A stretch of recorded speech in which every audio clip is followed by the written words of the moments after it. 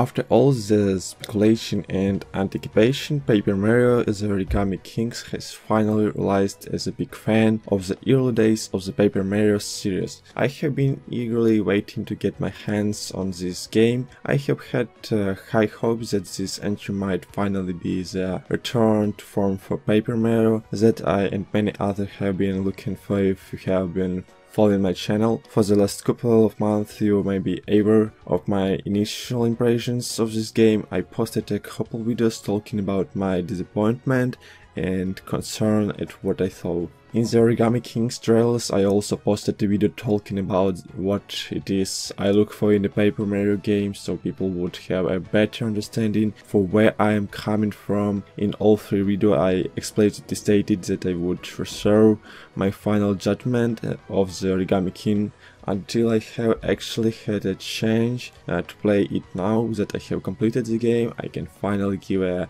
full and proper assessment of the newest entry. In the Paper Mario series, the Origami King has several good features and a lot potential, but in all honesty, the ring-based combat ruined it. The game for me it was a constant annoyance in an otherwise pleasant game, turning combat into a chore raiser than something to look forward to, and don't get me wrong, this game is not. Albeit the environments and the puzzles within them are excellent and easily the best part of the game. There were some real-time combat encounters that were light years better than the ring-based combat. Even the story and characters were decent, so nowhere near as good as the stories and characters from the first three games. The ring-based combat was just so bad that is overshadowed all of these good features for me. In this video I am going to go over what you can expect to find in this game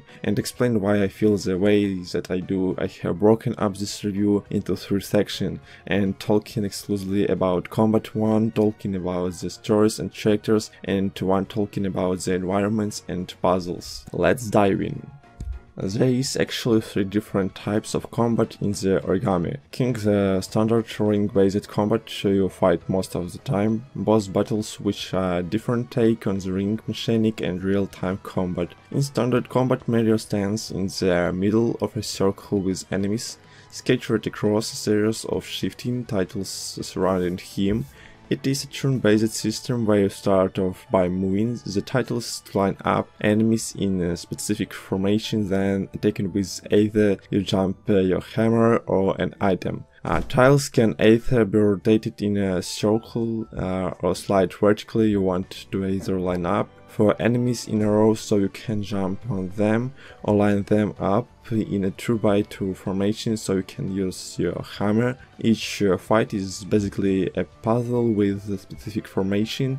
The game wants you to make you only have a limited number of moves you can make to the tiles, so you need to be careful on how you shift enemies around. If you make a mistake and want to undo what you did, you can easily cancel all the moves you made before making your final move.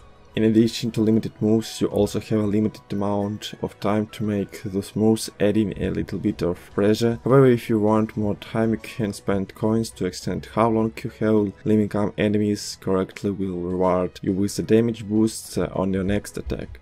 Depending on how many formations the game expected you to make, you will either have 1, 2 or 3 chances to attack if you fail to defeat all the enemies on your turn. The remaining enemies will have a chance to attack once it is your turn again. You will either need to line up the remaining enemies, or you will be allowed to finish them off without needing to solve any puzzle. That is pretty much standard combat in a nutshell. So what about the system do I not like? Well, for starters, moving the tiles and solving the combat puzzle were extremely tedious and boring. At the start of the game, the mechanic was simple enough and not too annoying. However, after several hours of shifting enemies around, I just got sick of the whole system. There was nothing exciting about constantly moving tiles around, and there was no real strategy to the whole thing. Every fight had specific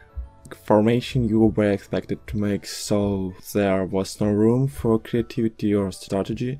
Once you properly line it up enemies, you basically only choose between 1 jump ability and 2 hammer abilities. You can get more powerful jump and hammer attacks, but they all do the same thing as your basic attacks. They are just stronger, and on top of that, these more powerful abilities break.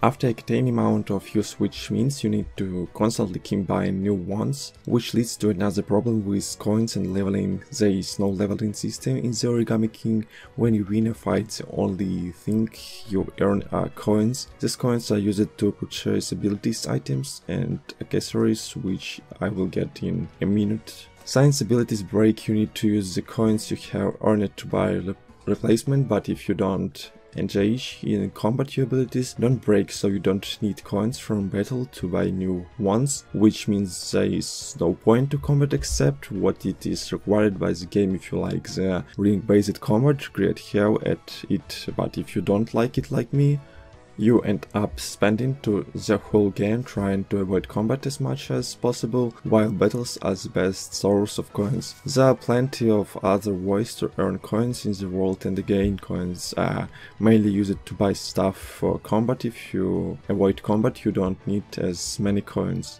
The only other useful thing to spend coins on are items called accessories. These items allow you to do things like decrease the amount of damage you take when blocking, or increase the initial amount of time you have to move enemies around. There aren't that many of them, and the only useful one, in my opinion, was the one that increased your time to line up enemies.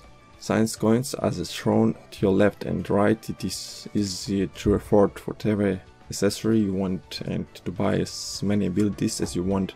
Another problem I have with combat involves the damage values that appear when you and enemies attack. This number meant absolutely nothing to me. They already started off with fairly high values, numbers that would have been ridiculous in the endgame of the original Paper Marios. The numbers increased when you used more powerful abilities and when you obtained a max up heart, which increased your health and your attack power, so the game never tells you exactly how much your attack power increases when you find, and of this I basically almost always used the most powerful ability I had when attacking and ignored whatever damage values propped up. All in all, there were just too many problems with the standard ring-based combat for it to be even remotely enjoyable for me.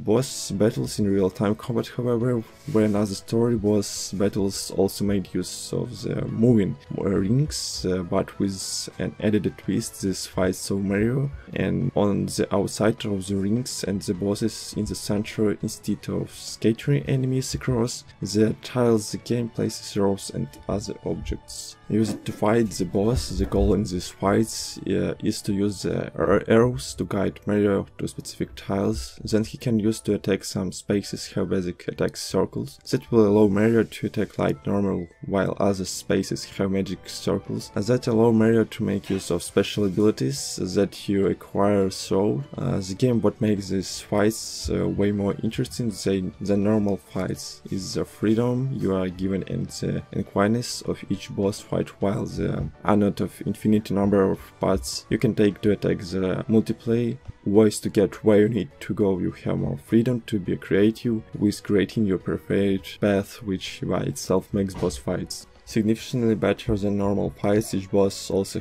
has their own special moves and strategies for beating them that you need to figure out. While these fights do not make me like the ring mechanic, they contain a much better implementation of the system. They add a level of strategy to combat that normal battles simply don't have, while boss battles were significantly better than standard fights. The last thing I will mention about the Origami King is the soundtrack. Some of the music in this game is pretty great, especially some of the boss music. It is not my favorite soundtrack of the series, but it is definitely a high point of this game. So that is my review. This game definitely has something going for it, but it is ultimately held back. It is terrible ring-based combat. The Origami King made some solid improvements, and it is definitely a better game than both Declare Star and Call of Splash, but it is still a far cry from the first 3 games in the series. Hopefully, Paper Mario will one day return to the greatness it once knew. I look at the Origami King as a step in the right direction, but still very far from where it needs to go. Thanks for watching, subscribe and like my video.